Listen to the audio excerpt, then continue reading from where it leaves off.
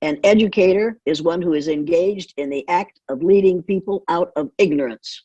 That's what education should do for us. We do not educate people by telling them that Columbus discovered America.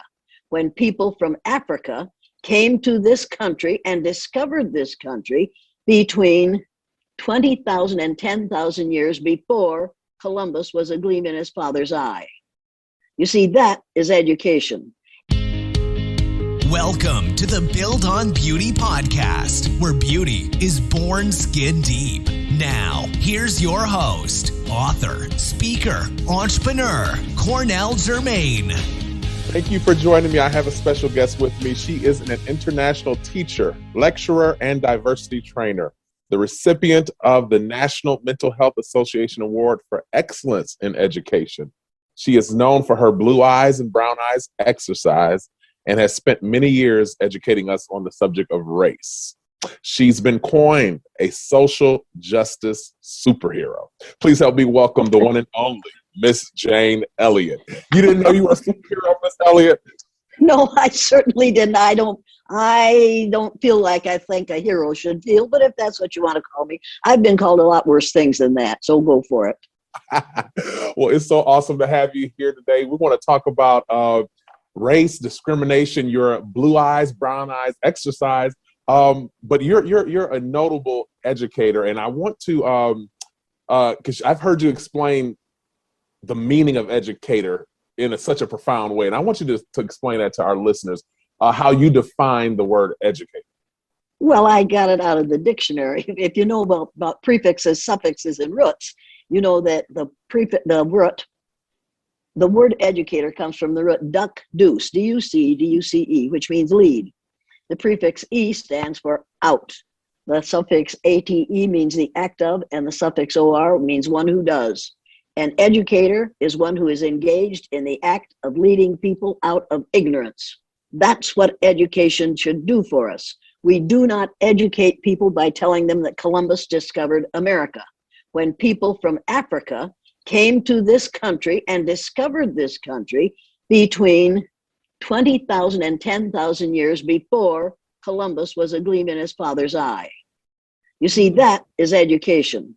And when you teach people, when you educate people, you educate them to the fact that 4,000 years, and you must do this during Black History Month, because we are teaching Black history as if it started with slavery. 4,000 years before the birth of Jesus Christ, people in Egypt, which is a country in Africa, which we have moved into the Middle East so that we won't have to admit that all those wonderful things we got from Egyptians came from Africans. Those Africans were doing cataract surgery with metal instruments 4,000 years before the birth of Jesus Christ. You look like you didn't know that. I did not. For the love of God, you should. I know why you didn't know that. You were educated in the United States of America. So you didn't learn the whole truth. You only learned bits and pieces to make us look good. And enslaving people evidently made us look good. It didn't make us look good any more than running the Crusades for 300 years in order to Christianize the world made us look good. We celebrate the Crusades as being a wonderful thing that we did. We killed people for 300 years to bring them to Christ. I'll bet Christ was just delighted that that's the way he got them. You see, I have a problem. I have lots of problems, but my main problem is Black History Month. If you really taught Black history, you would have to teach Black history every day for the 180 days of the school year, because there is that much of it. Everything that we hold dear, most of the wonderful things we have, we got from Egyptians, which is a country in Africa. And when you read the book, Nile Valley Contributions to Civilization, you will realize how badly we have been misled. You have a saying that, and it goes actually to what you're saying right now. What we call education is actually indoctrination. Right. If that be so, what are we being indoctrinated into? How to be good American citizens. And think about this. If you think I'm crazy here, think about this. We call this country America. Now, America is not just the 48 contiguous states. Alaska, Hawaii, and the islands off the southeast coast of the United States. America, and you must realize that, and I know you do, but let me show you something. America is everything from the northernmost point of Canada to the southernmost point of South America. Everybody who is a citizen of one of these countries is an American. The country that we live in is not America. It is the United States of America. And the word united is the most important part of that title. For the last 4 years, we've had someone in the leadership in this country who is trying to divide us. We need to remember that we are the United States of America, and we ought to call this place the United States of America. But in our arrogance, we call this America. It isn't. This is America. This is North America, this is Central America, and this is South America. But we are all Americans. It's time for us to start calling our country U.S. America. U.S. America. U.S. America. Get that into your heads. If anybody else is seeing this except you, I want to change their minds. I want them to think, oh, that witch said U.S. America. I'll have to say it from now on. Yes, because United States is the most important part of that title. We are the U.S. America, okay? It's so good. Speaking of United States, in the last, and you mentioned the last 4 years, but it seems like our union is built on something that is quite turbulent. What are we united upon when we're talking about this United States? What is our union built on? Well, it was supposedly built on liberty and justice for all.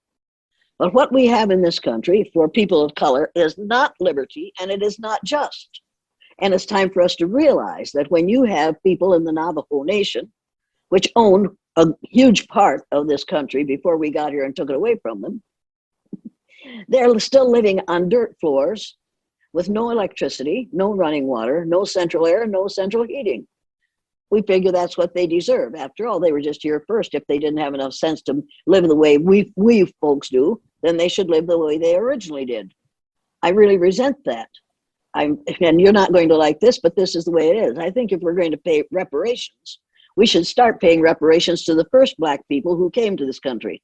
And that was between 20,000 and 10,000 years before Columbus was a gleam in his father's eye. We need to remember that. I'll say that over and over and over again until you get to the point where you're really sick of hearing it, because you don't want to admit that. But you and the people that we call Indians look alike. And you did in the beginning, and you will in the end.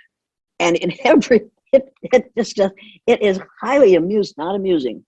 It is infuriating to me to hear Black history taught as though it started with slavery. And that when we do that, we indoctrinate people to the idea that we brought people here from Africa in order to enslave them. No, the first people that came here from Africa came a long, long time ago. And it had nothing, and we didn't bring them. They came here before we were here. And the only reason we're here is because our ancestors were some of those who came here a long, long time ago. If anybody watching this, any person in the United States of America who was born and raised in the United States of America, if you trace your DNA back far enough, or any place on the face of the earth, if you trace your DNA back far enough, you will find DNA from a country in Africa, because we all came from the same place, a country in Africa, and we are all members of the same race. Different faces are not different races. People need to realize that our differences are the result of our body's adaptation to the natural environment over centuries. It is not the result of being God's chosen children. And Native Americans, what we call Indians, didn't come from India, and they didn't spring up out of a hole in the ground. They came from Africa. You mentioned there being settlers already in America, or United States of America, what we know as now. Talk to us about that process. What was that process like when, I guess, the Europeans decided they wanted this country, and now these people had already settled there? What was that process like for them taking over and now becoming what we know now as America or United States? The process was the same as what it is now. If you have enough strength and you have the firepower, you will take over what other land you see that has the natural resources that you would like to enjoy. We did it then, and we are doing it now, and we will keep on doing it as long as we are allowed to. And we'll do it on the basis of, well, we're white, so we must be right. In this country, we say, if you're white, you're all right. If you're brown, hang around. If you're black, get back. And if you're red, you're dead. However, if you're mellow, if you're yellow, you're mellow. We think that's amusing. It's not amusing. It is a sign of our total ignorance about the human race. Mm-hmm. I have to ask, and since we're on this subject, what are your thoughts regarding the incident that took place on January 6th at the Capitol? What do you think of that? Well, number one, we asked for it. We allowed a person in the White House to live in the White House occasionally, who preached that if you aren't white, you aren't all right, who was a blatant racist, sexist, ageist, homophobic, ethnocentric, and ethnocentrist. We elected him out of our total ignorance, and we allowed him to live in the White House for 4 years. Now, I remember when Richard Nixon said to a group of reporters, "I'm trying to save the White House for you white people." And I thought, oh, for the love of God, how dare he? He dared because he knew what this country was about. This country was built on slavery. The United States of America was built on our ability to take land from people who were here first, and then to go to Hull, England, and buy slaves and bring them over here and put them to work in the cotton fields, because that was a really good enterprise capitalistically. Now, I have nothing against capitalism, but I do have something against people using other people to make money. This is nothing new in this country. George Washington owned slaves. You need to remember that. And that is not one of the things we teach in history. We don't dare teach that George Washington owned slaves, because then we would be saying, well, we believe in the Constitution, but we don't necessarily practice what's in it. Except when they wrote the Constitution, a slave was 3/5 of a person. So you see that has finally been taken out of the Constitution, but we didn't take it out of the history. We took it out of the history books, but we didn't take it out of our mentality. We are still in this country. Slavery is still in existence. And if you haven't read the book, the new Jim Crow by Michelle Alexander, for God's sake, get it and read it. And you will realize that people in prisons, and many of them are young black males, we put people in prison and we force them to work for 8 hours a day, pay them 22 cents an hour. If there wasn't a victim of their crime, then that money goes to the prison system, I guess. I don't know. If you put a person in a cage, you work them 8 hours a day, you furnish their food, their lodging, and their clothing. That's called slavery. We have reinstituted slavery with our prison industrial system. No one wants to talk about that, and no one wants to know that. I am the least popular person probably on the face of the earth, because look, at my age, you can kill me if you choose to, and I've gotten lots and lots of death threats. Every time I go on a college campus, when I'm saying these things, there are those 3 little boys down there now with their red caps that say, "Make America Hate Again." They say, "Make America Great Again," but they mean "Make America Hate Again." And they're doing this at me and, pointing their fingers at me, and this is the strongest weapon they've got. And I look down, I say, "Look, fellas, I know what you're thinking. You'd like to see me dead because of what I do to decrease the level of racism in this country. Well, go ahead and kill me. That's all right. I've lost a husband and a son, and I really don't value this life as much as I did. However, you need to know that if you kill me, you might make a martyr out of me, and then you might have to spend the rest of your life celebrating Jane Elliott Day once a year. Do you want to do that?" Yeah. And they all do this, they make a cross with their first. No. I say, "So shut up and listen while I'm talking." And then they shut up and listen. However, because I have pointed them out, all the young males of color in the room now know who they are. So before I finish speaking, those guys get over the back of their seat back, get out of the row behind them, and run out of the building, because they know that they could be in very big trouble now with other students on that campus. You have no right to threaten with your gestures and your whispers the woman who's on, whatever the person is on the stage is saying. You have no right to threaten her in any way whatsoever, because I am not shy about picking you out and identifying you and letting everybody know, look, these fools are doing this. I obviously can't teach them anything. I won't be with them tomorrow.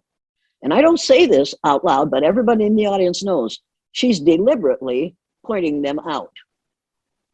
We now know who ran that mess in the Capitol on January 6th. We're pointing them out now. If you don't want to be singled out, if you don't want to be judged, if you don't want to be punished for that kind of behavior, don't exhibit that kind of behavior. They need to catch every one of those fools. When that fool said, Proud Boys, stand down, but stand by. So they stood by, and they didn't stand down, they stood by. The oath keepers, what in the devil oath are they keeping? To keep America white? Let me tell you something. America, in the United States of America, what we call white people, will be a numerical minority within 30 years. Those are the demographics of this country. And that is the reason Donald Trump got elected. Because a man named Ben Wattenberg wrote a book in 1987. And he's a brilliant Jewish male, absolutely brilliant. But he wrote a book in which the first chapter, the first paragraph of the first page said, the major problem confronting the United States today is there aren't enough white babies being born in this country. If we don't change this and change it soon, white people will be a numerical minority in this country, and this will no longer be a white man's land.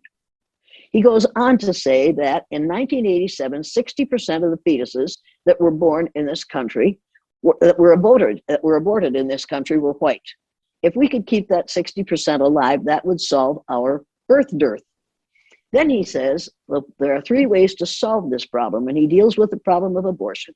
And he says the second thing we could do is increase the number of immigrants allowed into the country. Then he says, unfortunately, the vast majority of those people wanting to come to this country today are people of color, so we don't want to do that. He said the first thing he said we could do is realize that people in the Western European nations have been paying women to have babies for many years. He says, unfortunately, we would have to pay women of all colors to have babies, so we don't want to do that. Then he talks about the immigration. The vast majority of those wanting to come to this country are people of color. And then the third thing he talks about is abortion. 60% of the fetuses that are aborted every year are white. People, we need to realize that that information is what he gave to presidents of the United States. He was an advisor to presidents of the United States. He was a member of the American Enterprise Institute. You have to realize that that brilliant man gave really bad advice, and he wrote a really bad book. And I was furious when I read the book, but I was delighted when I read the responses to that idea in the book. The responses he got were absolutely angry and totally disrespectful of what he had written, because what he had written doesn't deserve respect. So he rewrote the book and republished it. And the second version of that book is full of tables and graphs and charts and statistics. And I bought it and I looked at it and I thought, boy, you idiot. Benjamin Disraeli said there are 3 kinds of lies: lies, damn lies, and statistics. Now you can make statistics say whatever you want them to say. And evidently somebody read that book to Mr. Trump. He couldn't have read it. I'm sure he couldn't have read it. It's too difficult. But somebody must have told him what Ben Wattenberg believed. And so therefore we're building a wall along the southern border of the United States, because he says you can't let those and he said this publicly more than once, you can't let those brown-skinned people in because brown-skinned people reproduce too rapidly. He knew what the demographics are. He thought, and some Republicans think, that we can keep that from happening. No, you can't. You can try, but you can't do it. You also need to realize that since Mr. Trump was elected by a group of people who are afraid to lose their numerical majority. He also has managed to get most of the Planned Parenthood clinics closed because he is quite certain, oh yes, he is quite certain that the only thing Planned Parenthood clinics do is offer abortion. That's not what they're about. Many things are made possible for women who go to Planned Parenthood clinics. Women who can't afford some of the treatment that they need. They can't afford if they go they can't afford it if they go through the regular channels, but they can get terrific treatment and advice from Planned Parenthood clinics. You need to realize that none of this is accidental.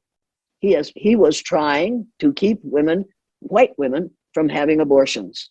Now, I would suggest that to his father, to suggest to his mother 73 years ago that abortion was a good idea.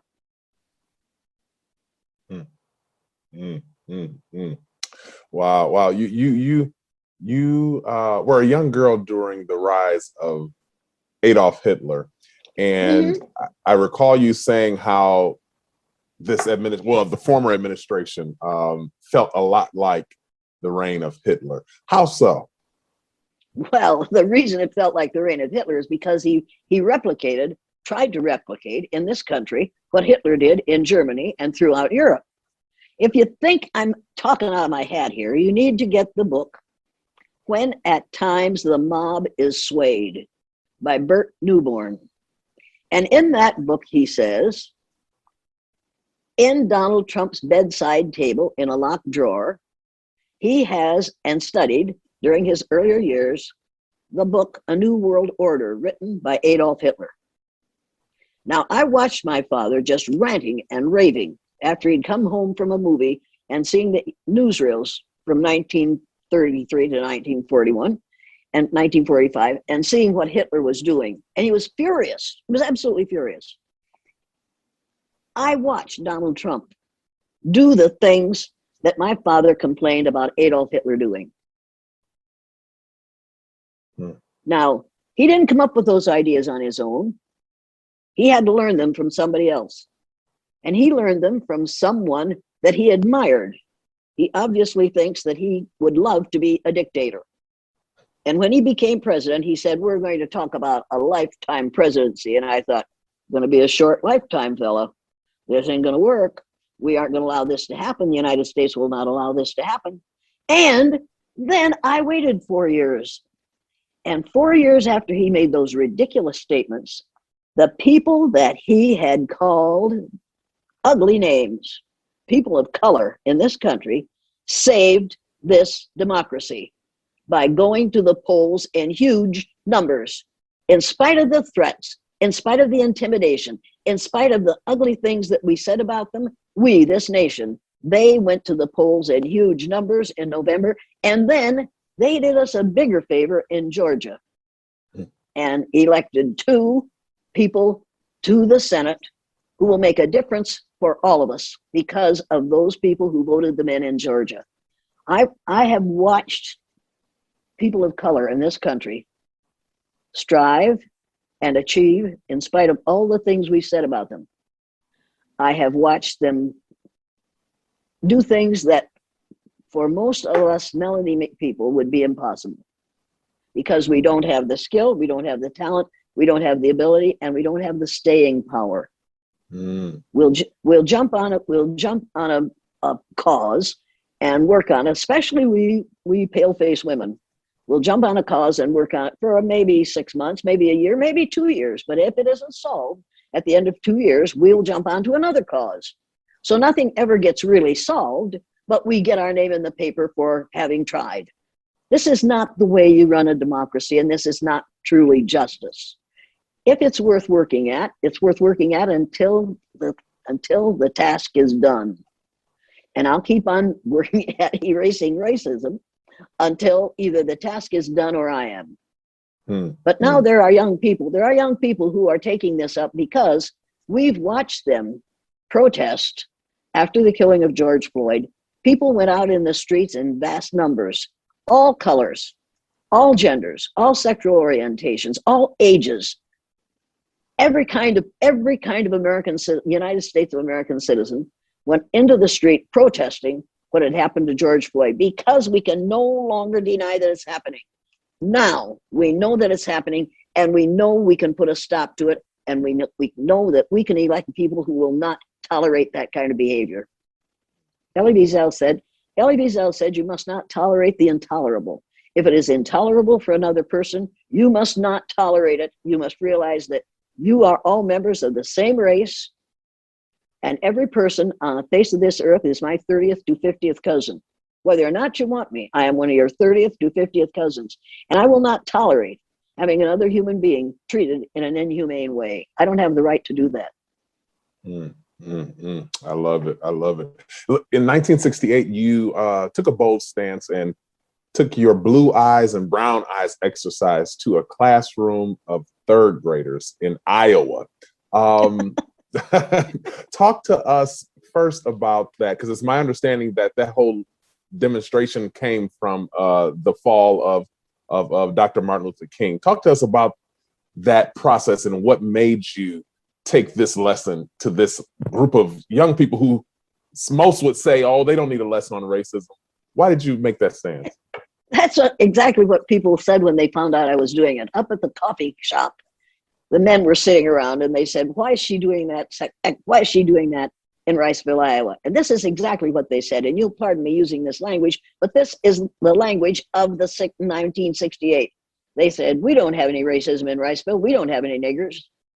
Now, it didn't occur to them that that is an extremely racist remark to make. That the only reason you have them, the only reason you have racism is some of those people are here. If we didn't have any of those people, we wouldn't have any racism. Wait a minute. Where did the racism come from? If you don't have any of those people, if they're the cause of it, where did it come from? Because they aren't the cause of it. Our education system is the cause of it. Our churches, our religion is the cause of it. When you see Jesus hanging from a cross, and he has this light brown skin and light brown, well, a little brown hair and big brown eyes hanging from the cross, you realize that you have just been taught in a racial way. According to the Bible, Jesus had feet of bronze and kinky woolly hair. Now, have you seen one of those except in a black church? No, and you won't, because we melanemic people don't want to kneel to a person who is melanotic. So we will change as this is one of the things, that's one of the major differences between melanemic people and the rest of the world is when melanemic people, in other words, white people, come into a new environment, they immediately adjust the environment to fit their needs. When people of color come into a new environment, they immediately adjust their needs to fit the environment. Now think about that, and think about what countries of the world were like before we came here from Europe and the UK and changed everything in this country to fit our needs. You see, if you're melanemic, you have to have shelter. You have to have something to protect you from the elements. So you build and you change the environment to fit your needs. The whole thing is so ridiculously simple. I knew a little bit about how simple it was because before I did the blue-eyed, brown-eyed exercise, I had taken my students through an exercise, and let's see if we can figure out what the first man on earth looked like, what the first people on earth looked like. And we talked about this in social studies class. Well, what would he have to have? Well, he'd have to have a place where he could get lots of food. Well, he'd have to have some place where there was lots of food, easily gotten. Could he use a gun? No, we wouldn't have guns. Well, would he have a spear? No, not yet, not the first man. So it'd have to be some place where there was lots of food available. And if not animals, then plants, okay? So it'd have to be a place where lots of plants grew all the year round. It'd have to be a place where, could he build a building? No, because he didn't have any tools. So what does that tell me? It'd have to be warm weather. It'd have to be a place where it's warm, where they got a lot of sunlight. And we went, what would he do about water? Well, he'd have to follow the animals to where you find water. Oh, so what would he have clothing? Wouldn't need clothing because it'd be so hot. Well, then where do you suppose the first man came from? Where do you suppose that first person was? And I'll never forget little Debbie sitting there, and she put her hands over her ears and he was black. I said, Debbie, what did you say? He was black. Debbie, the first man was black. I said, well, Debbie, I think you might be right. And she said, I can't wait to tell my dad that the first man on earth was black. And I said, Debbie, I think your father's going to have problems with that, but I think you're right. See, that made sense to her, and that made sense to me. So the next year, Martin Luther King Jr. had been one of our heroes of the month in February, and was dead at the hands of an assassin in April. And I had to go into my classroom the next morning and tell my students about the killing of Martin Luther King Jr. And I couldn't explain the hatred of racism to them because it makes no sense. Nobody understands why we have to hate people of color because it makes no sense. So I decided, since I was born the year Adolf Hitler was, that I would do what Adolf Hitler did. I would pick out a group of people on the basis of the physical characteristic over which they had absolutely no control. I would assign negative traits to those people who had the wrong physical characteristic, and I would treat them as though all the negative things that we were saying about them were absolutely true. One of the ways they decided who went into the gas chamber was eye color. If you had a good German name, but you had brown eyes, they threw you into the gas chamber because they thought you might be a Jewish person who was trying to pass. I learned the eye color exercise from Adolf Hitler. I learned it from 1933 until 1945. I learned about the horrors of treating people unfairly on the basis of physical or religious differences. Physical characteristics we have no power over. Religious differences are a choice we make. And I watched Jewish people continue to make that choice to preserve their religion at the price of their lives. And I learned some awful things about what human beings in one of the most civilized countries of the world were willing to do to people because they had a leader who said it's all right. And then comes Donosaurus T. Rump. And I am watching the same things happen in 2016 that I watched happen in 1933 to 1945. And people think I'm crazy when I say that. Read the book, When at Times the Mob is Swayed, and then tell me I'm wrong. I walked into my classroom the next day. Stephen Armstrong was the first one in the room. And he said, "Hey, Elliott, they shot that king last night. Why'd they shoot that king?" I said, "We're going to talk about that, Stephen." So after we had done the things you have to do first thing in the morning, we said the Pledge of Allegiance to the flag with the words "under God." The words "under God" do not belong in the Pledge of Allegiance to the flag. We have separation of church and state in this country, and the words "under God" were not in the pledge when I was a kid. It didn't come in until Dwight Eisenhower was president of the United States, and the Knights of Columbus lobbied their congressmen to get the words "under God" inserted into the pledge, thereby making it into a little prayer that every child has to stand up in the morning, put his hand over his or her heart, and say the Pledge of Allegiance to the flag with the words "under God" in it. They do not belong there.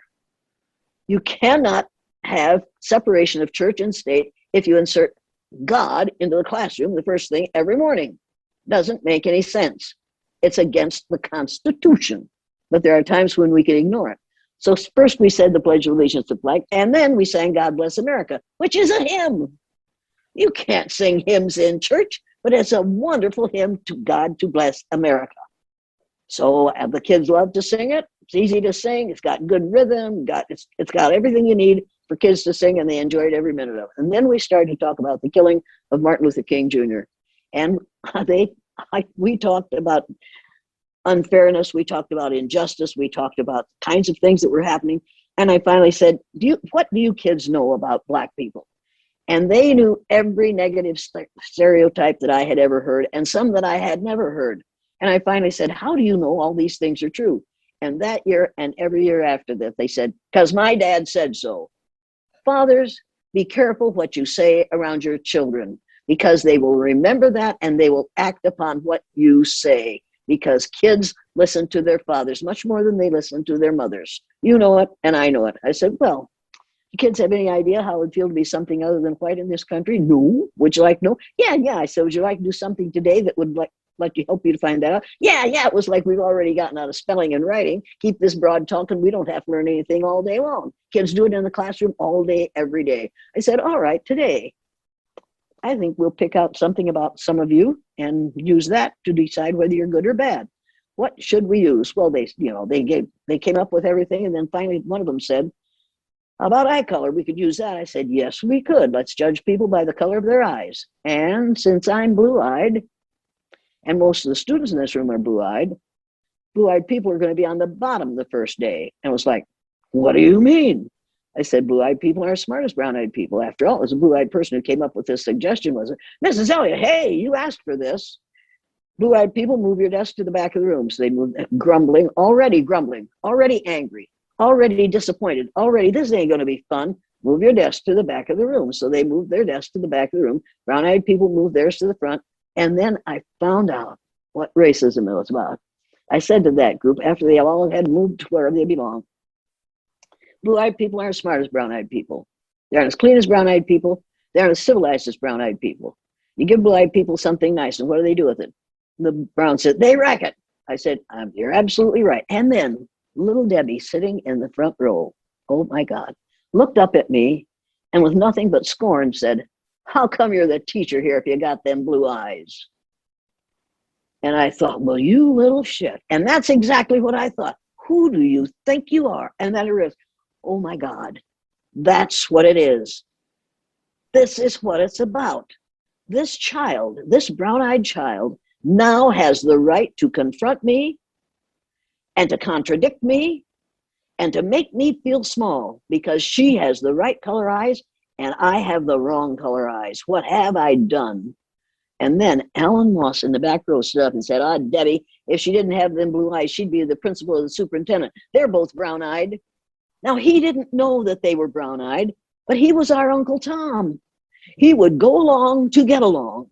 He'd say what he had to say to have it all right with the group in power.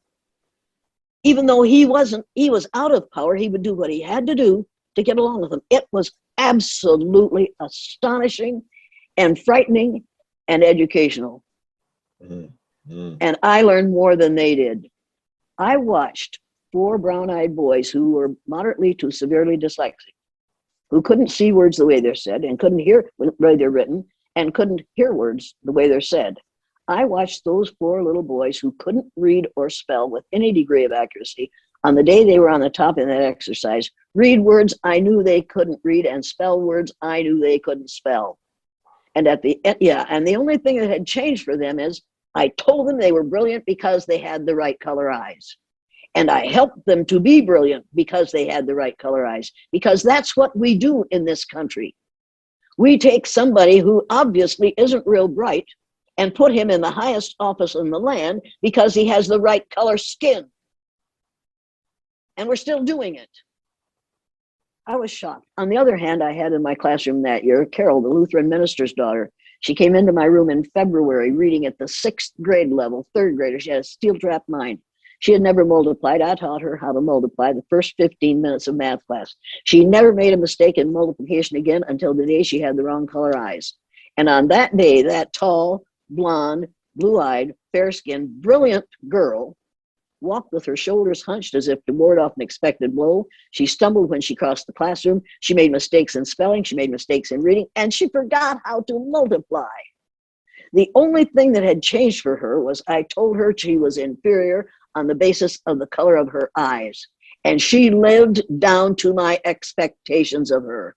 And I thought, oh my God, why didn't somebody tell me this when I was taking education courses at the University of Northern Iowa? Why didn't anybody make this plain to me? I knew I had heard it, but I had never seen it in action. And I watched it happen that day. I went down to the teacher's lounge at noon. I was going to stop the exercise at noon because too many horrible things were happening in my classroom. Went into the teacher's lounge. There were probably 10 teachers in there, and they were all teachers. Not educators, mind you. They were teachers. There's a big difference. I walked in, and this was the day after Martin Luther King Jr. was killed, and I told them what was going on in my classroom. When I had finished, the younger of those 2 third-grade teachers said, I don't know, she was about 54 at the time, I don't know how you have time for all that extra stuff. It's all I can do to teach reading, writing, and arithmetic. Well, as far as I was concerned, she hadn't taught reading, writing, and arithmetic yet. She might as well have done the extra stuff. The other one said, and she's over 60 years old, and had been molding young minds in that community for 30 years. She looked up at me and said, I don't know why you're doing that. I thought it was about time somebody shot that son of a bitch. And not one of those teachers frowned. Not one of those teachers said, Helen, God is love. Not one of them said, judge not that ye be not judged. Not one of them said, insomuch as ye have done it unto one of these, my brethren, so have ye done it unto me. Every one of those teachers either smiled or laughed or nodded because she had expressed their feelings perfectly And as the most senior member of the group, she had the most right to do so. Once again, I learned a great deal. I learned the difference between teachers and educators. I watched teachers react the way they had been taught to react to people of different colors. I was absolutely furious. I went back to my classroom. I didn't stop the exercise at noon. We finished the day with the blue-eyed people on the bottom, the brown-eyed people on the top. And at the end of the day, I was afraid to go home because I was sure there would be a cross burning in my front yard. I was sure that all hell was going to break loose. So I went to the hotel that we owned and my parents lived in. I told my mother what was going on, what had gone on during the day. And she said, Jane, you better be careful. You don't want to end up where Aunt Eunice did. I said, where'd Aunt Eunice end up? In a mental institution. You see, she thought that what I was saying sounded insane. And she was right, because I created a microcosm of society in my third grade classroom for one day. And I watched my children, my little third graders, become what we melanemic people in this country become because of how we are taught to believe and how we are taught to behave and what we are taught to believe. That is insane. Doing the same thing that alcoholics say, doing the same thing over and over and expecting different results is the definition of insanity. We have been doing the same things over and over in this country, and we have the gall to expect people of color to love us. Wow. Good Lord, I couldn't believe it. So I went home, and then ugly things happened on the weekend. We found out that people we thought were our friends weren't our friends because people had found out what I was doing in my classroom. So we lost a lot of friends that week. I lost a lot, but I gained a whole lot more because on Monday we went back into the classroom, reversed the exercise. And the most amazing thing that happened was I watched those blue-eyed boys whom I had listened to in the boys' restroom saying what they were going to do to those brownies when they got on top. When those blue-eyed boys got on top and those girls got on top, they were much less vicious in their behavior to their brown-eyed peers than the brown-eyed peers had been to them. So on Tuesday, before we discussed the exercise at all, first they had to write 4-paragraph compositions telling who Martin Luther King Jr. was, how the child fell on Friday, how the child fell on Monday, and what discrimination is. And then after they had finished all their writing and handed in their essays, we got in a circle and I said, now I want to know. You blue-eyed boys said you were going to get even with the brown-eyed kids.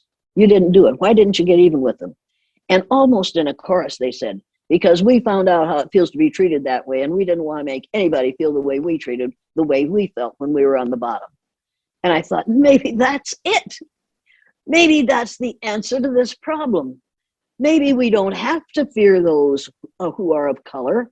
Maybe they aren't going to want to get even with us. Maybe they don't want, having been in that position, maybe they don't want to put people in that position. Maybe there's hope for humankind. With these, what I have, 24 kids that year, with these children, maybe we have found an answer to the problem. And indeed, those children were different as adults than any of their peers. And when I did the exercise the following year, it was filmed by the Canadian Broadcasting Corporation. And those kids are different as a result of that exercise than their peers to this day. The third year I did the exercise, it was filmed by ABC. And you can see that film. It's called The Eye of the Storm. Anybody who hasn't seen it must take a look at it, because you watch little third graders, all white, so-called white, little third graders go through an exercise in discrimination based on the color of their eyes for 2 days. And if you could visit with those kids today, those adults who have children and grandchildren now, you would realize that that one day changed their lives forever. Wow. And they say that it changed their lives forever. They say, and we invited them back 10 years after they graduated from high school. They came back to Riceville and sat in a classroom and watched the film The Eye of the Storm, which was made when they went through the exercise. They sat there as young adults and cried for parts, laughed at part of it, cried for part of it, and then said, will you show it again? We didn't hear what we were saying, because they were laughing and crying, so we showed it again. And then they argued with the teacher in the film. It was the strangest experience. I was sitting there in the room with them, And I would say something and those kids would say, that's not fair. You shouldn't have said that. And I'm thinking, kids, you're not kids anymore. You're reacting to something because they were still reacting to unfairness. To this day, many of those kids still react to unfairness. And when the principal gave me my class roll before school started, he said, these kids are never going to graduate from high school. No other teacher has been able to teach them to read, and neither will you. Do what you can. And I thought, well, you miserable. So I went to the office and I looked at their cumulative files, and every one of them had high math scores and low reading and spelling scores. So I knew what I was dealing with. I knew that he had given me the names of 16 moderately to severely dyslexic students. I know how to teach the dyslexic students. I took a course in that. And so when they came in that first day of school, they're all scared to death. They came in like little frightened fawns, didn't know what was going to happen to them. I said, look, folks, I know what your problem is. And they looked at each other like, she's a nut. They say she's a nut. She really is. I said, I know how to teach you how to read. And if you do exactly what I tell you to, you will leave here reading at the 4th grade level. I guarantee you that. They came in reading at the 1st grade level. I said, you will leave here reading at the 4th grade level. And they did. Every one of them graduated from high school except one who was killed in an alcohol-related accident 2 weeks before graduation, which I can't stand to think about because it didn't have to happen. But it happened. The rest of them graduated from high school. Many of them went on to 2 or 4 more years of college. One became a lawyer, so I didn't succeed with all of them. I did the best I could. One became a junior and senior high school principal. They all became productive, marvelous human beings. They were productive, marvelous human beings before I got them. But they were productive, marvelous, assured human beings after they left me. Mm-hmm. What's so remarkable about the blue-eyed, brown-eyed exercises is it started with a group of 3rd graders, and it evolved to you going to correctional officers and organizations where adults now had to learn about discrimination. Tell us about that, because I was able to see your film, A Class Divided, and many of those adults did not take well. Talk to us about that. Wasn't that interesting? But that was I had been doing it with adults before that group. The group that I worked with, the corrections employees. Oh my goodness. There was a young man who stood at the back of the room. His name was Brother Roger. And he didn't have a pencil, but he thought he could remember everything. Well, he had blue eyes. I knew he wouldn't be able to remember anything because you know how they are. I said, could you get a pencil? Well, I didn't. You didn't bring anything. You knew you were coming to a learning situation. Well, yes, but you didn't bring any material. Well, he's a perfectly lovely person, but he couldn't get anything right because he had blue eyes. And at the end of it, when we all got back together, I said, how did you feel this morning? He said, I felt like I was in prison. I was in prison. I've never felt like that before. I couldn't do anything right. I said, that's right. Why couldn't you? He said, because you told me I couldn't. That is a most interesting film. That film was interesting. What was even more interesting is I did the exercise with a group of prison employees in Des Moines, Iowa, several years after that. And I had them write little essays about what they learned during the exercise. And the most amazing and distressing part of that was their writing skills were comparable to a 6th grader's. Now, what does that tell about the people we set to make better people in the prison system? I was absolutely shocked and amazed. I couldn't believe it. These were mostly prison guards. And I thought, oh my God, these are going to facilitate bringing people out of a criminal state of mind. I'm not sure that is going to work. Yeah, we learned a lot, and the prison employees learned a lot. There was one woman there who said the most distressing thing. She said, well, I've been discriminated against too. I just had to learn to grow. I just had to grow out of it. I had to grow up, or words to that effect. And I thought, oh my God, because once or twice in her life, she has suffered discrimination. She thinks all you have to do is grow up. She only had it a couple of times, but people of color have it on a daily basis. And when they go to bed at night, they dream about it. So don't tell me you can just get over it. And then she used those words, they could just get over it. And at that point, and this was not included in the film, and I was furious that it wasn't. the young woman in front of her. She has dark brown hair, an attractive young woman in front of her. And she's sitting there with her arms on the back of the chair in front of her. And she said, I don't think you have any idea how it feels to be treated badly because of the color of your skin. She said, I am black, and I didn't tell anyone that I am black until 2 years ago. I said, and what happened when you told me? She said, I lost all my friends. And I said, this woman behind her, who had been making such a fool of herself, reached up and said, I didn't know you were black. And this woman turned around and said, what would you have done if I had told you? And she went, just like that. And I thought, you miserable witch, how dare you? So then I saw the film, The Eye of the Storm, and that wasn't in it. And I called Bill Peters and I said, why did you take the most important moment that happened during that exercise out of that film? Where is that footage? He said it ended up on the cutting room floor. We had too many other things to deal with. But you see, Bill Peters was a tall white male. He didn't respond to what that young, black, beautiful woman was saying. He didn't respond the way I did to what that white woman was saying. That was the most important thing that happened that day. But several years after that, I did a program in Des Moines, and a woman stood up in the back and said, Brother Roger was anyway, she was related to Brother Roger in some way. I said, and did he learn anything? She said, he came home a different person from having that exercise. That's the reason I came here today. So it must have been his wife. About 5 years ago, maybe longer than that, I got a call from a college in Southern Iowa. And the student who called said, Brother Roger is my father. I said, oh my God, are you serious? She said, yeah, he remembered the blue-eyed, brown-eyed exercise. I said, can I get hold of him? And she said, he's here today. He's talking to us in school. I said, I want to talk to Brother Roger. So Brother Roger got on the phone and he said, Miss Elliott, I learned a lot that day, and I changed my occupation. I couldn't do what I was doing anymore after I went through the blue-eyed, brown-eyed exercise. Wow. Yeah. Don't tell me it doesn't work. I know that treating people positively or negatively on the basis of your ignorance about that difference works. You can create a genius, or you can squelch someone who might have been a genius by the way you treat them. We know it. We do it. We know exactly what we're doing. And don't talk to me about unconscious and conscious bias. We know whether we're racist.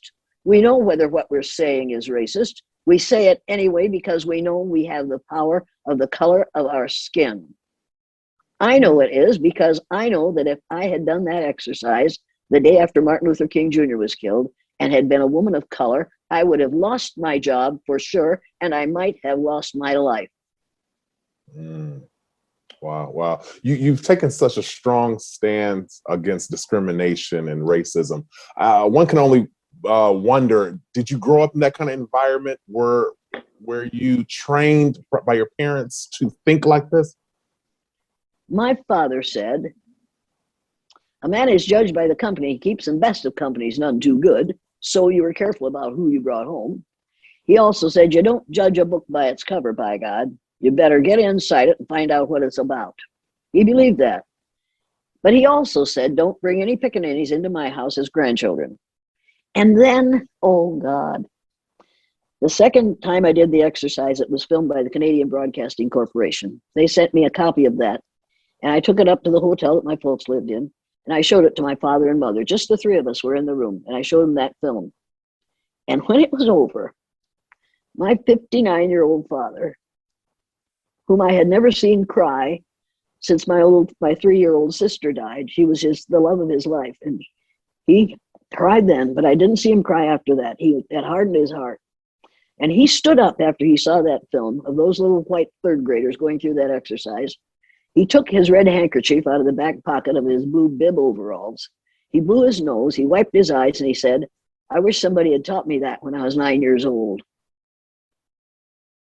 So now, when psychologists and psychiatrists and educators and great thinkers tell me that I did a terrible thing to those little children, they'd never forget it, I say to myself, Lloyd Jennison said, I wish somebody had taught me that when I was 9 years old.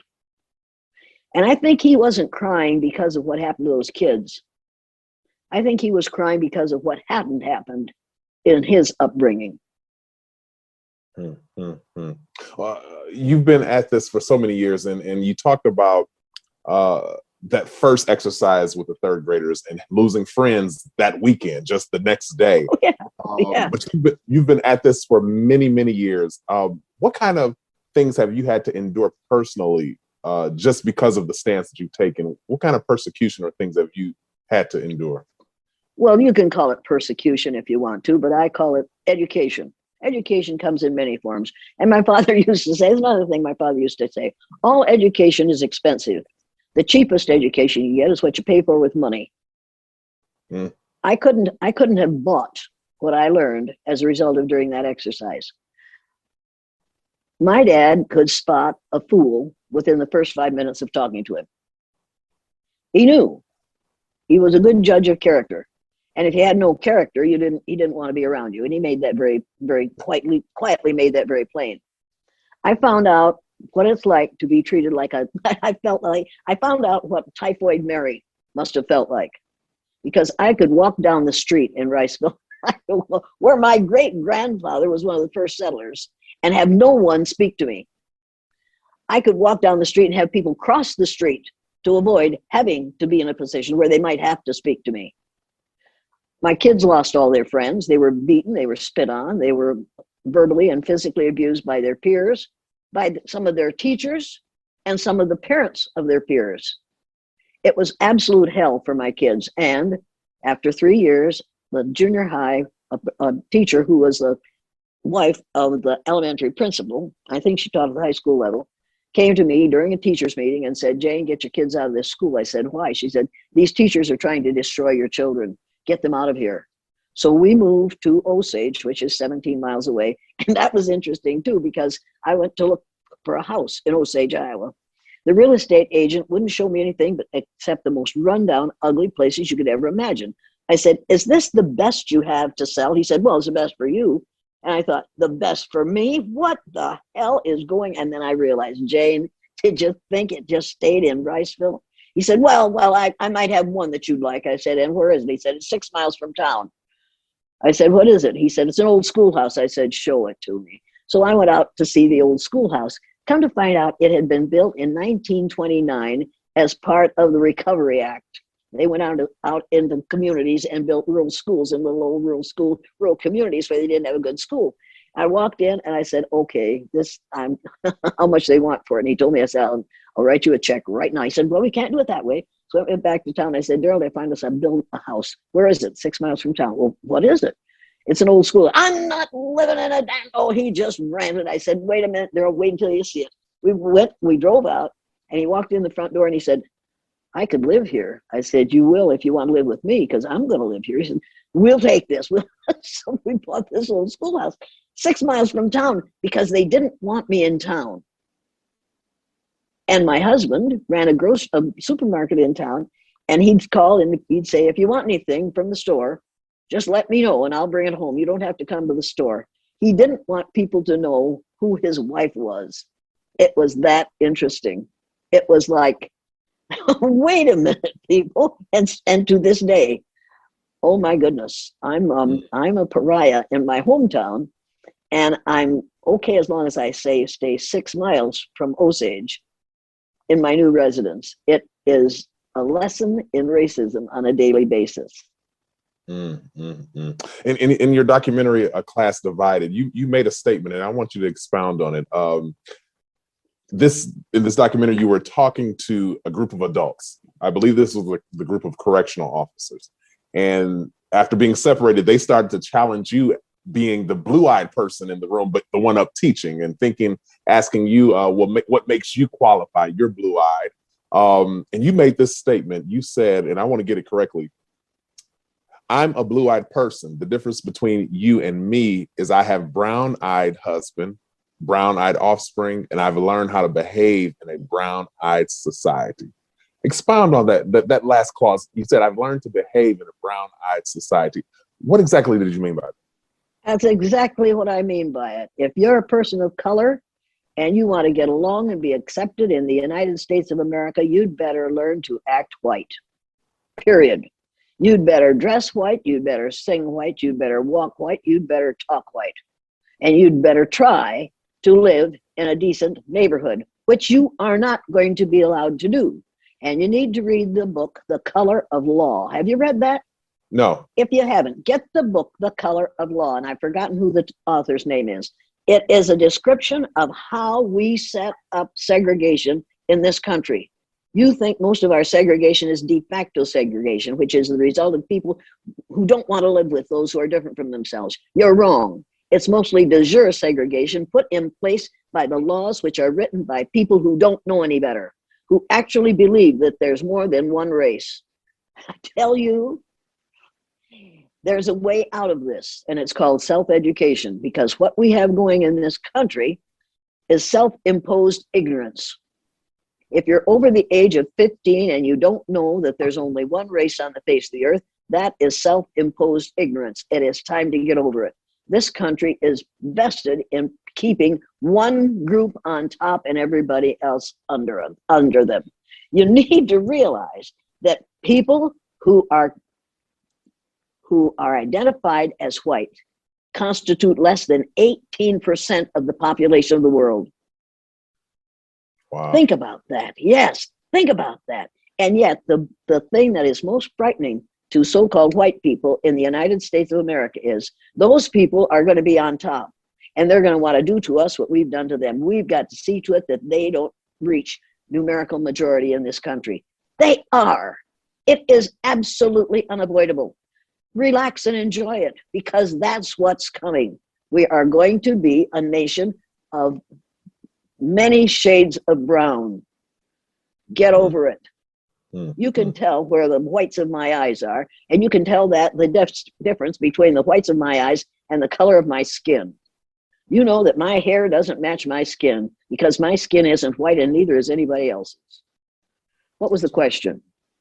Well, the question was, you said you learned how to behave in a brown-eyed society. And I was curious, when you said that, did you mean you learned how to engage and associate with Black or brown people? Was that the connotation of what you meant? No, I learned how to act white, and white people don't have to associate with those who are different from themselves. And if they do, they're going to be looked down on by those who are white. I learned how to pretend that I believed the nonsense. I didn't then, and I don't now, but I learned how to pretend that. And I learned, I have watched, oh my God, who was the man who was part of Mr. Trump's cabinet? A doctor. What was his name? Do you remember? Not the COVID doctor. But he died of COVID, I believe. Oh, let me see. And he had learned how to act white. The Black man on the Supreme Court. What was the first one? What was his name? Not the first one, the second one. Clarence Thomas. Yes, Clarence Thomas learned how to act white. That is how he got onto the Supreme Court. You know it, and I know it. He learned how to act white. I remember when I was a kid, Nat King Cole, who was absolutely the most fabulous singer I had ever heard, had to go in the back door to any lounge at which he was singing because they wouldn't let Blacks come in the front door. That kind of thing I was exposed to as a child, and as an adolescent, and as a young adult. And as an adult, it was still happening. For the love of heaven, this has to be stopped. And it has to be stopped because it doesn't make any sense. And when people I watched, oh God, I've lived too long, and everybody tells me that. Many people say, here, let me help you. Out, go. I watched people after George Floyd was killed. I watched people, the newscasters, say there were people of all races out in the streets. And I thought, no, there weren't people of all races. How dare you keep on promoting the idea of several different races? There's only one race of people out in the street. There were people of all kinds and all colors, but there's only one race, and we are still doing it.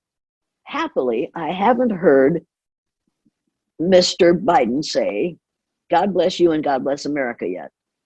Mm. And if he says it, I'm going to have to call the White House and say, he needs to be educated as to what America means. I doubt very much that he meant to bless North America, Central America, and South America. I think he meant God bless the United States of America. I hope he is more precise in his language in the future. We've got to get over the indication of our arrogance. And it is pure arrogance to say, God bless you and God bless America. I didn't know that until at the end of the Second World War. Men who had fought in the Second World War from Riceville came to visit my father, and he'd say something about America, and they'd say, wait a minute, we found out that we aren't the only Americans over there. They said, when we'd say, well, we're Americans, they'd say, well, so are we. And we'd say, why? And they'd say, well, I'm from Mexico. That's in South America. I'm Central America. I'm from Brazil. We're all Americans. You aren't the only Americans here. He said, so we stopped saying we're Americans. We started saying we're from the United States of America, or we'd say we're from the United States. It's important that you have that experience and that you have those, and to hear those things happening so that it changes the way you see your world. That's what education ought to do for us. It ought to help us to see the world in a different way. And people say to me, it was good enough for my father, it's good enough for me. And I say to them, it wasn't good enough for your father. If it was good enough for your father, he wouldn't have taught you to be a racist. That's so true. And then they get really angry about that. I'm not a racist. Oh, really? I don't see color. I say, wait a minute. What are you saying to me? I'm colorblind. I don't see color. And it's always a white liberal female who says that. And I say, I knew that before you said it, because if you saw color, you wouldn't wear that shirt with those pants. And then she's really offended. How dare you? I say, wait a minute. Make up your mind. Either you see it or you don't see it. What color is your car? Oh, they can't think of the word to describe what I am. Wow. How dare I? Wow. In a recent interview with Oprah and Meghan Markle, she, being Meghan, alluded to the possible or alleged racism in the royal family. I'm curious, and I don't know if you've seen that interview, but is that surprising to you at all? Number one, it's not surprising at all. I've worked in England. Wow. I've worked in London. I worked in Scotland. I worked in Ireland. That doesn't surprise me a bit. And for Oprah to do this, I thought, get over it, Oprah. You aren't surprised. Let's quit acting now and let's talk like two adult human beings. She was just shocked. I thought, oh, I've been on the Oprah show. Come on. No, she wasn't shocked. She had to pretend.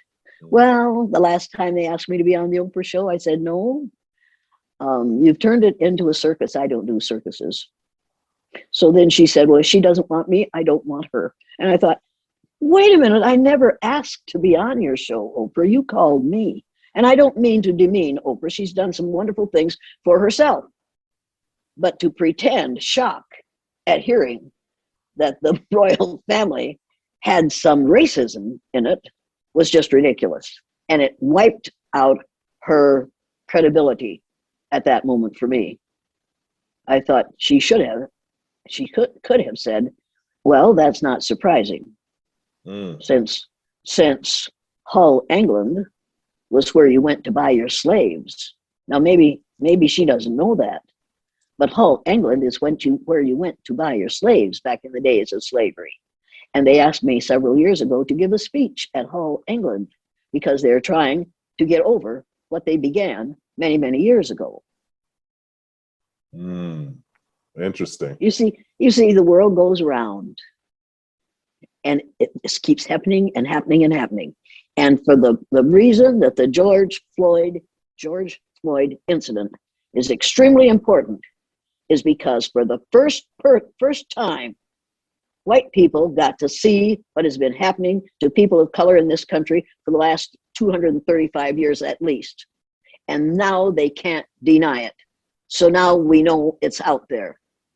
And another thing that's important about this Donosaurus T. Rump presidency is, now that people have seen what this man is capable of and what can happen in this country if you aren't careful, 70, 80, 50 years from now, when it starts to happen again, when somebody like him rears its ugly head, people who have watched this today The smart ones will say, we've seen this before.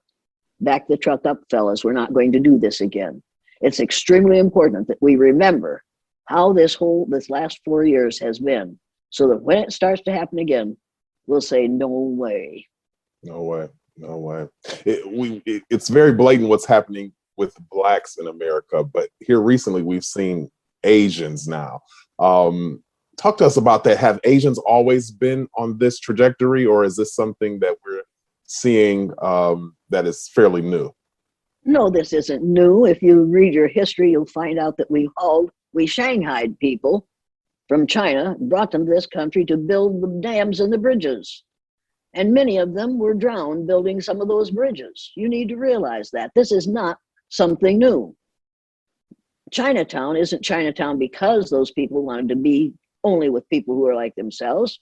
It's because we decided where they would live. And during the Second World War, oh my God, we picked up Japanese Americans on the streets in California and said, you have 24 hours to get everything you need to take with you because we're putting you in concentration camps. And we did. And we put them out on the desert to live for the duration of the war. These were American citizens. We chose them because, after all, they bombed Pearl Harbor. We dropped 2 atomic bombs. 10 million people they killed. The Japanese didn't kill 10 million people, but we had a bomb and we wanted to know whether it worked. So we killed 100,000 people in one night with an atomic bomb. And we started this horrible situation that we're in now, where we're worried about neutron bombs. If we hadn't dropped the atomic bomb, we wouldn't have had to worry about neutron bombs now, would we? You see, that one of the major differences between we metonemic people and people of color is when metonemic people, when white people have to make a decision, they think about 20 minutes into the future. Native Americans think 5 generations into the future before they make a decision. We don't think that way. We think, what will be good for us now? And so we do things that we should know better than to do. And then we have to pay for that later. And we're paying in climate control in this horrible climate situation. We're paying for what we have done. Use fossil fuels. They're available, readily available. And who cares what it does to the environment? We aren't going to be here to see it. Well, we probably won't, but our children, our grandchildren, our great-grandchildren will. So true, so true. And you talk about atomic bombs and neutron bombs, and many experts are saying it's only going to get worse before it gets better. What's your prediction? That depends on how smart we become. That depends on how well we listen to those who know the truth. And there are people out there who know the truth.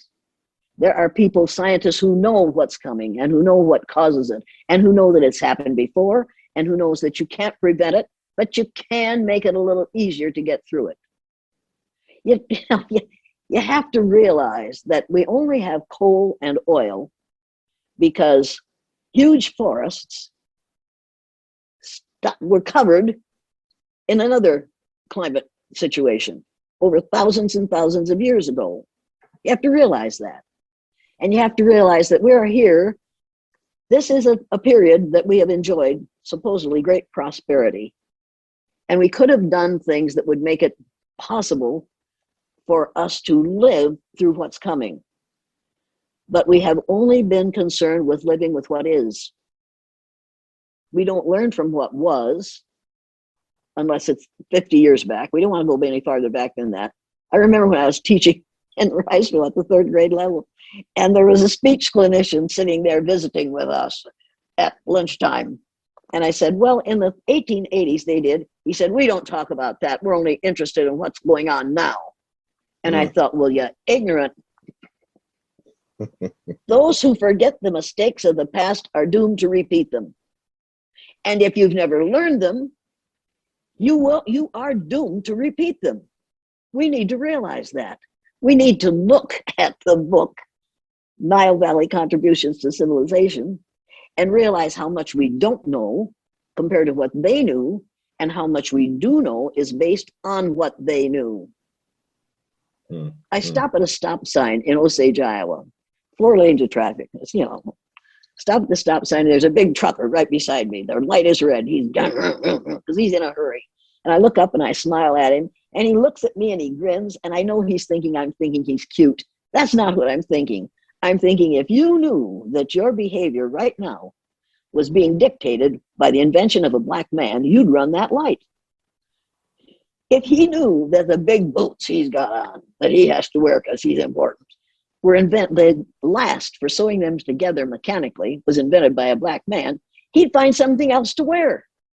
If he knew how much of what he has came to him from people of color, he would be eternally grateful for what they did, instead of pretending that he believed what he was taught in school, which was that only white males did any discovering or inventing or supplying.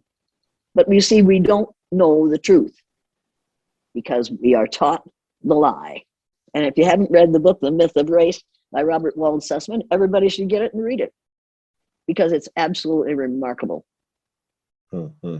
You talk about discrimination and racism being an issue of white America being afraid of this trajectory of numerical minority. But to me, it's also rooted in economics and power. And I'm wondering, do you think if as blacks or minority, or not minorities, but blacks and colored people, if we take our economic power back, do you think that's a vehicle that can ultimately bring a resolution to this race issue? Talk to Killer Mike Render. Talk to Killer Mike Render. Or talk to T.I. Harris. Both of those guys know about capitalism, and they know how to use it to their advantage. And you watch what is happening on television today. When television first came out, and 20 years ago, 10 years ago, you didn't see black people, people of other color groups other than white, on the commercials and television. Now, not only are they there are several that have a male of one color and a female of another color in the same family. And I'm thinking we're making progress here because people watch television. They shouldn't, but Marshall McLuhan told us, stay away from television. It will ruin your minds. And it does, but at least now they're using it in a different way. They're using it to prepare us for the future. They're using it to prepare us for the fact that for many years, people of different colors in this country have married, have mated, and have produced brilliant, beautiful children. And those are not biracial children. If we could get over thinking that people are biracial, they're having biracial children, we could solve this problem. There's no such thing as biracial children unless one of the parents came from outer space. Because if they are children that were born of parents who were born on this little place here called Earth, on this planet, they're all members of the same race. We've got to stop talking about biracial children and biracial people and start talking about mosaics. A mosaic is an art form that is new and beautiful, unique, and made of many different elements. Would you rather have your kids called biracial or mosaic? Mosaic sounds more appealing. Well, it's not just appealing, it's more factual because there's only one race, so they can't possibly be biracial. We have to get over that idea. For years, and there are still some states who have laws against miscegenation, which means the mating of people of different races. It's not possible. There's only one race. So get over that. But there are still some states that have those laws. Right now, I am listening to people all over the country, and I'm ready to really explode on this one. And I'll get all kinds of nasty mail on this one, and I don't care. People are quoting something called white privilege. Have you read the white privilege paper? No. White privilege was a paper written by a woman named Peggy McIntosh. She was brilliant, no doubt about it. And in her white privilege paper, it says, these are the kinds of things that she lists in her white privilege paper. Just a minute, I'm sure I have it here, and I hope I have it handy.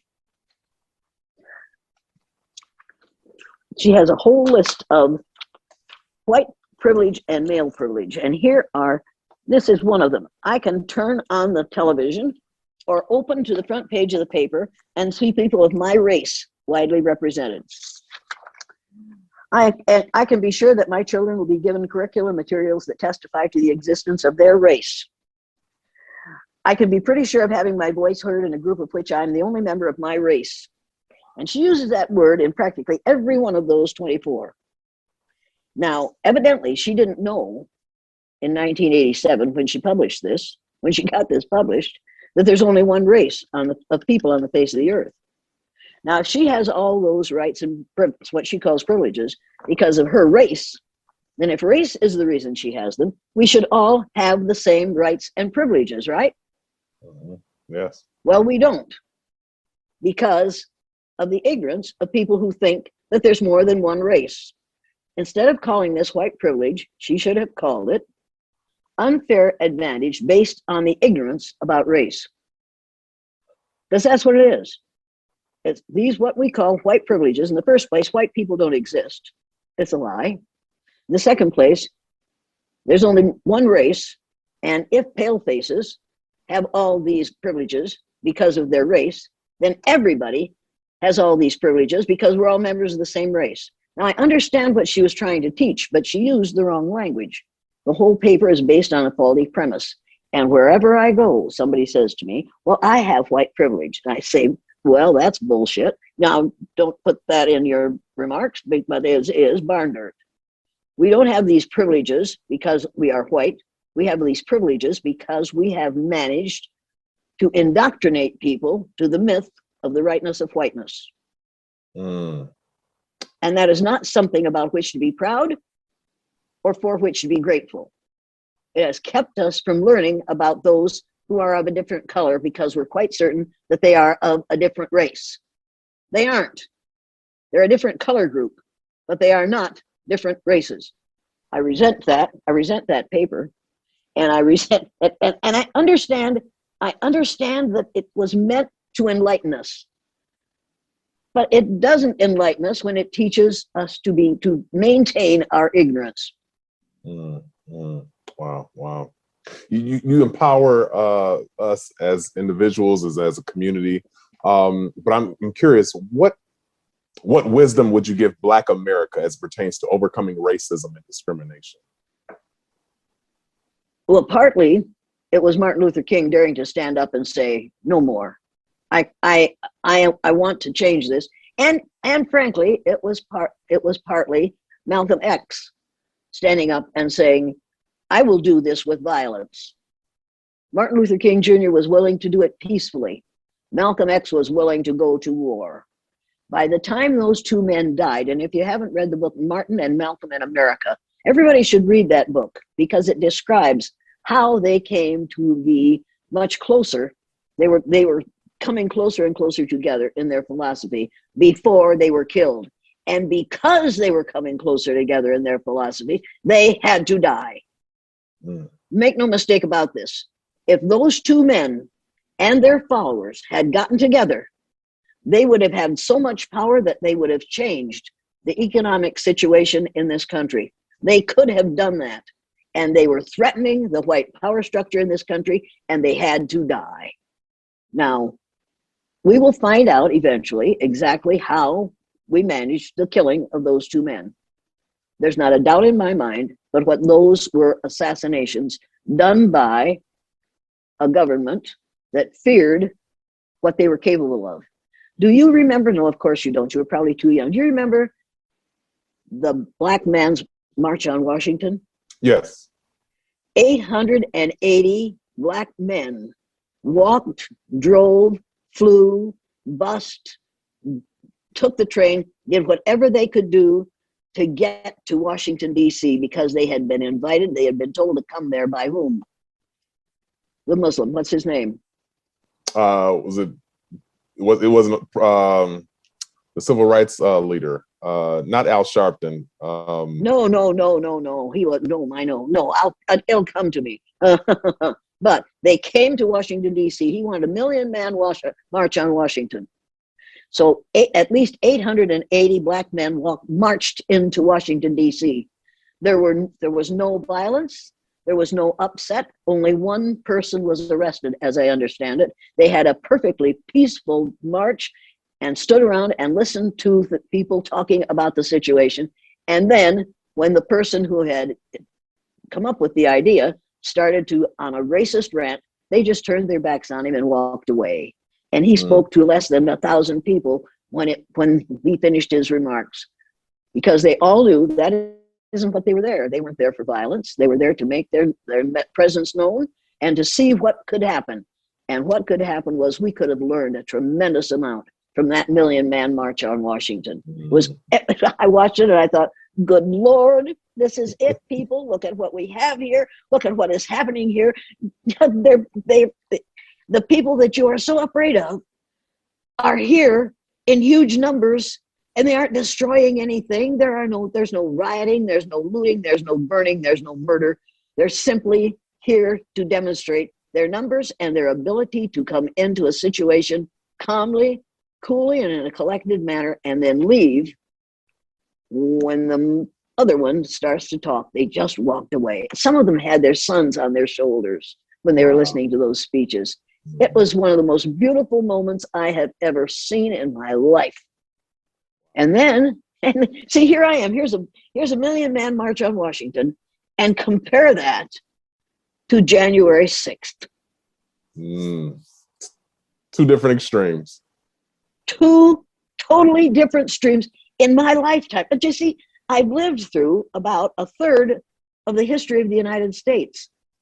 Now think about that. Isn't that scary? And everybody has said, you aren't going to live, Jane. Somebody's going to kill you. Well, somebody will, I'm sure. But I've watched things happen and heard my father's reaction to things that happened and listened to a couple of ministers that, oh my Lord, were really ministers. And I would advise everyone to get a copy of this book. Stuff that needs to be said. Have you read it? Not yet, but I will. Oh my God, get this book and read it. It is just absolutely, some people will find it absolute heresy, but it isn't. Here's the way it is. Christians don't behave the way we are behaving today. And you have to get anything Frank Schaeffer ever wrote, because Frank Schaeffer is the man who brought the evangelical movement to the United States. He learned it from his father, Franklin Schaeffer, who started it in the UK. He taught it to his son, Frank. Frank Schaeffer brought it to this country. And you have to read his books, because he will tell you the evangelical situation, which has been twisted in this country, is nothing like what his father started it with. You have to realize how horribly they have distorted that evangelical faith. Everybody has to be aware of this, because we're going toward the edge of the cliff again because of evangelicals who are going to have everyone believe as they believe, or you'll have another Donald Trump in 4 more years. Heavens no. Miss Elliott, we have to begin to wrap, but I want to make sure I'm hearing you correctly. Oh, and the person that organized the Million Man March was Louis Farrakhan. Yes, that's exactly who it was. Absolutely. Louis Farrakhan. Well, you talked about the scenario with Dr. Martin Luther King and Malcolm X slowly becoming on one page before they were killed, and then you mentioned the Million Man March. If I'm hearing you correctly, you're saying that as Blacks in America, we have to begin to unify, whether that's economically, on all facets. No. I'm not saying that just Blacks have to unify. I'm saying that every person who is a human being and a citizen of the United States of America has to unify with every other citizen of the United States of America. We have to see this country as us. U.S. stands for us. And I'm hearing that more and more often. Somebody's saying, well, it's about us. Well, it truly is about us. And we are our brother's keeper. And we don't have to keep him in his place. But we are our brother's keeper. And if we want this experiment, which is called the United States of America, to last, we have to get together and stop allowing anyone to divide us on the basis of And it isn't about skin color. It's about the ignorance about skin color. We have to offer true education in this country. We have to lead children of all ages out of the ignorance of thinking there's more than one race. And so if we want to get this together, we will see every person as one of our 30th to 50th cousins, because that's what they are. And we have to begin to see the world. We have to begin to see every person on the earth, but certainly every person in this color, on this country, in this country, in this country, in this country, in this country, in this country, has to stop thinking about color and start thinking about character and morality. And you can't be a moral person if you're going to treat people positively or negatively on the basis of your ignorance about their skin color. This is immoral. So true. So true. Miss Jane Elliott, it has been a pleasure. I could sit and talk with you all day. Next time we'll have to do lunch and coffee or whatever. Are you a coffee or tea person? Well, I'm a tea person and I drink it by the gallon in the morning. But in the afternoon, I don't dare because it keeps me awake at night. So I can't keep it in afternoon. But yeah, and there's something else I drink occasionally, but not very often. What's that? Oh, we won't talk about that, but it's lovely. Sometimes. Well, you deserve it. You've worked hard, so you have yourself some anytime you want. Uncle Nearest. You know about Uncle Nearest? No. Oh, go to the liquor store and see if you can find a bottle of Uncle Nearest. It is the smoothest stuff you'll ever drink in your life. And I'm allergic to alcohol, so I can't drink, but I just look at Uncle Nearest and think, oh, I wish I could drink it by the gallon. It's lovely. It's lovely. Well, and the person who did it is the one who taught a whole lot of these guys how to make liquor, good liquor, really. Yeah, Just look it up. Look up Uncle Nearest on your iPad or your Uncle Nearest, whatever. Yeah, Uncle Nearest. I'll check it out. Well, Miss Jane, not only is Uncle Nearest lovely, you are lovely, and we appreciate all the work that you do. Stay safe and continue to stay well. Well, I am well, and I'm going to continue to stay well, and that is like a threat to 40% of the population of the United States. And isn't that too bad? That somebody my age, my height, my weight, my color is scary. But the problem for a whole lot of people is, I believe that you shall know the truth, and the truth shall set you free. Thank you so much for being a truth teller. I appreciate it. Well, this has been the Build on Beauty podcast, where beauty is born skin deep. I'm your host, Cornell Jermaine. Until next time, let your soul be made whole. Take care. Thank you for listening to the Build on Beauty podcast. For more information about our host, please visit cornelljermaine.com.